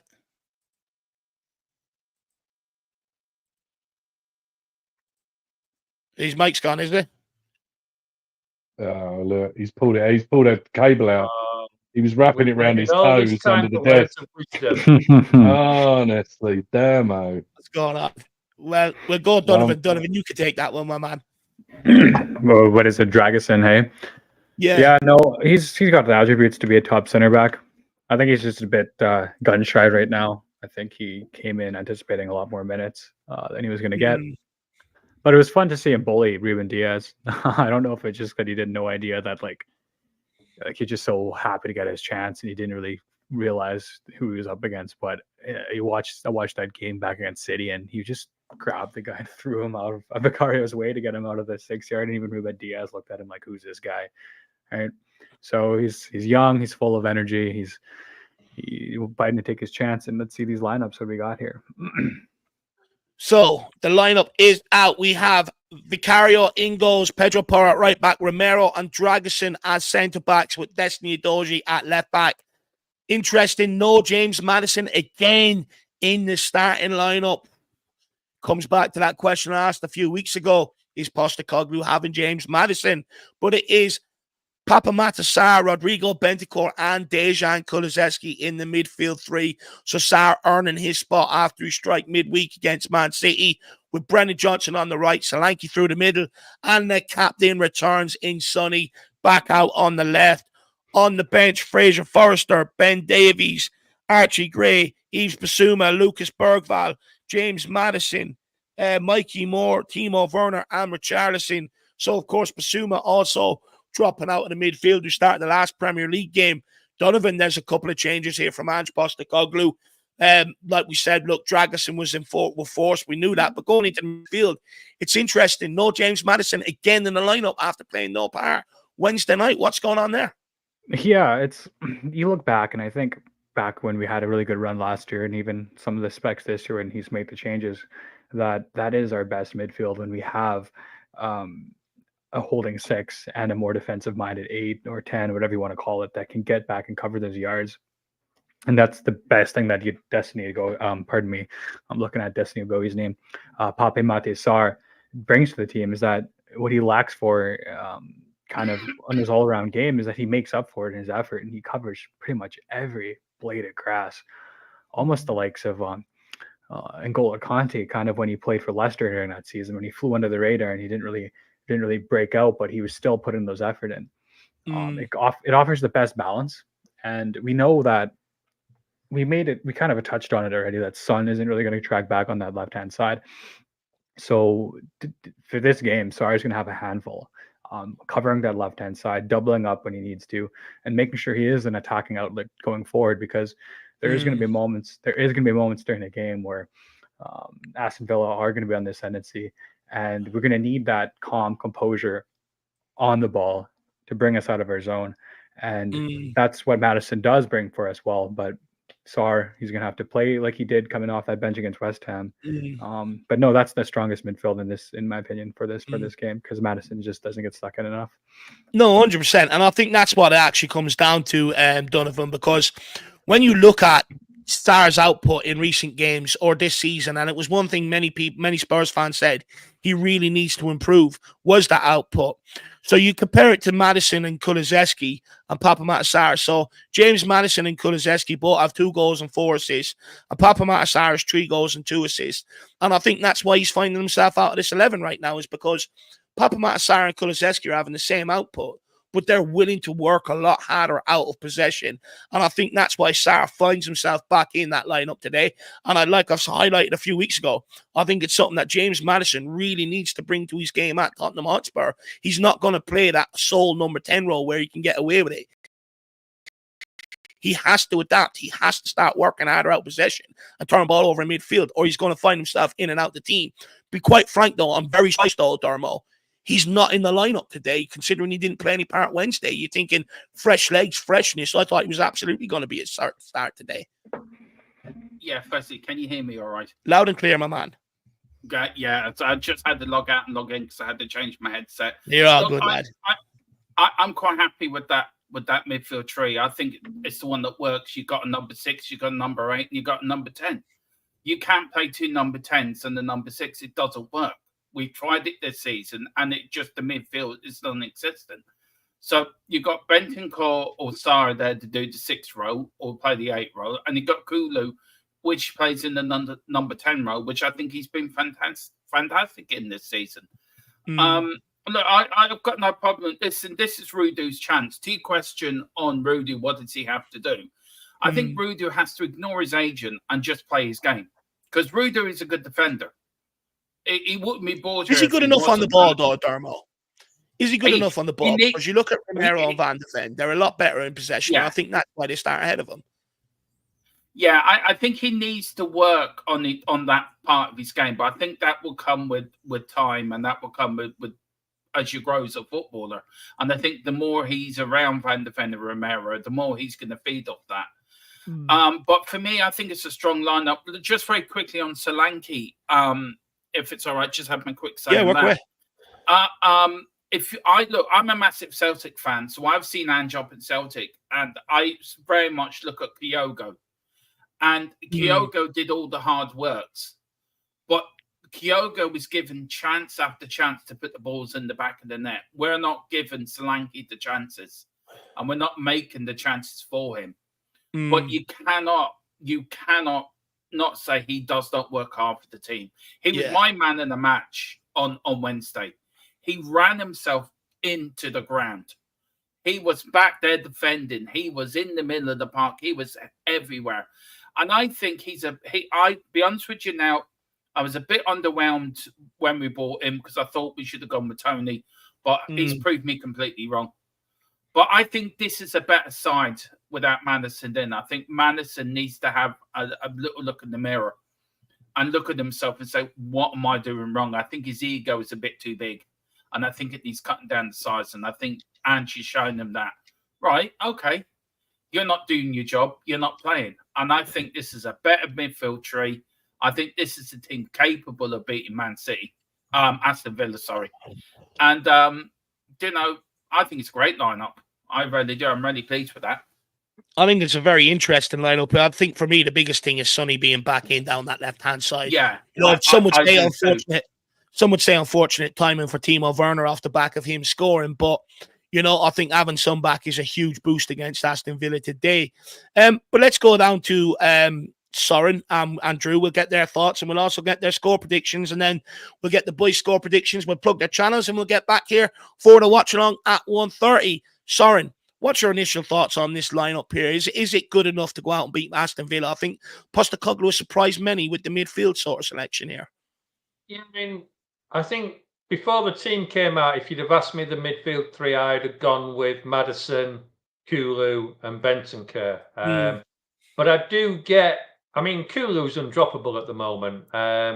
You know, it's one of those, how do you drop him? I did hear midweek somebody saying that Kulu goes missing in big games and that. Scored, he set up 2 the other night. Yeah, I know. It's interesting, isn't it? I just find Kulu for me is one of a few players in our team that is undroppable. Right now, yeah. But I do think he plays better when Maddison is also in the team. The problem with Maddison is that he kind of has a good 45 minutes and then he goes missing, which I find a shame because I think Maddison is an absolutely fantastic player when he's on it. His you know, his feet and ball retention and his ability in those games where he's up for it is just, it's second to none. But look, Papsai, I mean, you know, I was saying Papsai last year that he's you know, he's a brilliant player, and I am so happy that it's coming for him and he's starting to score some goals. But I do just think that for the midfield today, he's gone for that work rate. And you've got 3 players in there that put a lot of work in. I think Maddison will probably come on at some point. So it doesn't surprise me. And Sonny, look, Sonny's Sonny. There isn't enough words in my vocabulary to talk about Sonny. A lot of people are worried about him coming up against Matty Cash today. He has a history of injuring Tottenham players. Put it this way. Yeah, I mean, if he injures Son again today, then I just hope the whole team just lay into him. Just pound on him and take a red. Yeah, just get everybody sent off. I don't care, you know. Once we've gone down to 7 men, it's abandoned anyway. So just get them all sent off. Break every bone in his body. I'm not asking for violence, lads, you know, but just kick the shit out of him. Yeah, I think personally that's going to happen. So give us your score prediction, Soren. I'm gonna go. Look, my favorite scoreline is always 3-1, so I'm not even going to change it. 3-1 Tottenham. We're going to go 1-0 down and then come back to 3-1. And I think Kulu's going to score. I think Sonny's going to score. And I think Johnson might score today. Oh, that'll make Drew one very happy man, that's for sure. I do worry for Drew when Johnson scores. You know, he's got so much pent up angst from all the bad stuff I said about Johnson. You know, when he scores, I have no doubt he releases it, and I worry about him. But Dark Sung G says here, just before we get on to Drew, Mr. Dirty Cash is starting to watch. Watch out for injuries. Come on, you Spurs. And yeah, look, that's why I made a joke in my lineup. Put Werner out there because he's the one that we can sacrifice the most. Let him take the injury, take one for the team, and then bring Sonny off because Matty Cash will already be booked. He can't do Sonny. So I was a bit worried about that today. Dark Sung G. And then he also says, counting the 3 games before the break, so Van de Ven injury equals break. Yeah, Van de Ven is out until after the international break, Dark Sung G, which means you would assume Dragusin will get a run of 3 games now to try and prove himself to Ange Postecoglou. But for me, the biggest area he really needs to impress on him is that he's good in possession. Look, defensively, the boy can defend, but on the ball, he makes me nervous. And I do think that's something where Ange has looked at Romero and Van de Ven, and that's why they start ahead of him personally. Dark Sung G. Drew, what's your thoughts on the lineup and what's your score prediction, my man? The lineup's kind of how I expected it to be, because I expect Villa to play their 4-2-3-1. So I'm sure the thinking is that he doesn't want to get overrun in midfield and just have 1-6 against 3/8s or 3/10s or wherever it is they want to play. So I think it's probably to be expected. I'm glad Sonny's back. As I said, I think we touched on it earlier. I think it's going to help. He just makes that front line a little bit more cohesive. Yeah. Dragusin, I'm not sure. I think he's got the potential to be a very, very good centre back. He just unfortunately just hasn't had the chance, and was like you touched on. His agents had nothing but things to say about him being in the lineup. So I guess now's his chance. But from what I've seen of him when he played for Genoa, I think it was Genoa. He looks like a decent player. Whenever I've seen him play for Romania, he looks all right. I mean, Yeah. I think he's pretty much, to me, looks like the heir apparent to Romero when he decides that he wants to go to Madrid in a couple of years' time. So, that's my favorite. So I think probably, we're doing good to get a run out, regardless of the fact that it's not, quite in his desired position. But looking forward to it, man. I don't want to be. I don't want to repeat what's already been said, but I was kind of going for a 3-1 as well. So I think I'm just going to stick to that. Although I'm terrible at predictions, I can't remember the last time I got something right. So I don't know. It could be anything. We'll see.